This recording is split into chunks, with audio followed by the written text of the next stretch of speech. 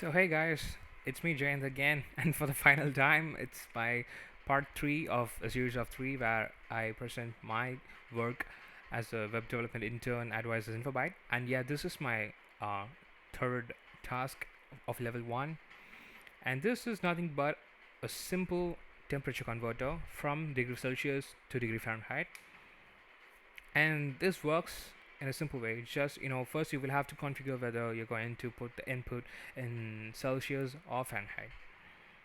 So if it is in let's say Fahrenheit, and I put in 100 degrees Fahrenheit and you click on convert, the result displays at 38 degrees Celsius. Great. And now if I put in Celsius and let's say 100 degrees and click on convert, the result is with the corresponding Fahrenheit value. So this involves some pretty simple JS logic that has to be included along with our basic HTML and CSS. Okay, so let me put it again in split screen for you, and let's discuss about the code. Okay, so here we are. Okay, let me just bring this terminal down. Okay, so this is my overall structure of my website, and as I said earlier, I'm a minimalistic, I'm a fan of minimalistic design. So I always wanted to incorporate the design principles here, and here it is. So a decent title of the website at the top, and this temperature converter is right here.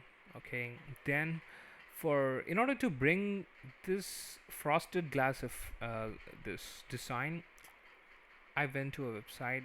So it's the concept is known as glass morphism, and you could create one for yourself using this website. You could just configure the blur value and the transparency, and you could also even configure the color yourself. Just you want a shade of black and white and stuff. And finally, you just copy the CSS and you put in your custom CSS and stuff, and you're good to go. So yeah, so that's how I created this card to have the frosted glass effect, and these simple emojis and stuff. And for this, I made use of a CodePen website who initially uh, provided with the skew shaped button. I modified it in such a way that the corners be round and functionality. And then these are normal text fields here, and one of the text field is active and another one is being disabled. Just read only, because I'm going to only display the resultant value here. Okay, so that's that. And finally the convert button. So here's where the magic really happens. Once I input the values and click on the convert button, it calls the solve function. It's where, right? So I have created a JS file for that. It's named calculate.js, and as I said earlier, it's a pretty simple logic. You're just going to get the input from temp input, so which is basically this text field. Anything which is entered here gets recorded here, and I've been storing it in two separate variables, one for calculating in Celsius, another for Fahrenheit. So these are the corresponding formulas for Celsius to Fahrenheit and Fahrenheit to Celsius.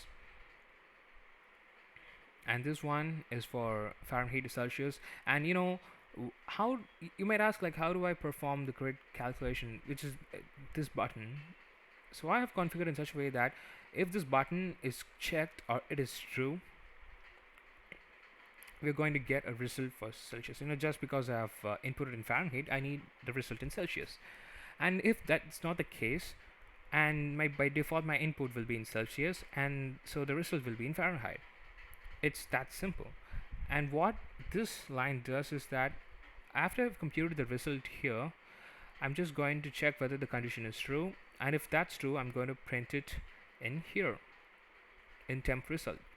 That's the ID of this text box, and that's it. It's such a simple code for converting for temperature converter from CSS to HTML, from Celsius to Fahrenheit and stuff, and vice versa. Just simple HTML, CSS, and JavaScript. And I just wanted to make it look unique from the other online converters available.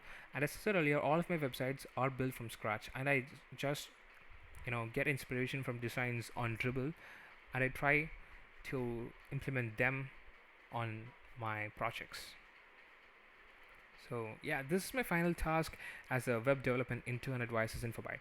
Thank you, and all of the code have been uploaded to GitHub. Goodbye.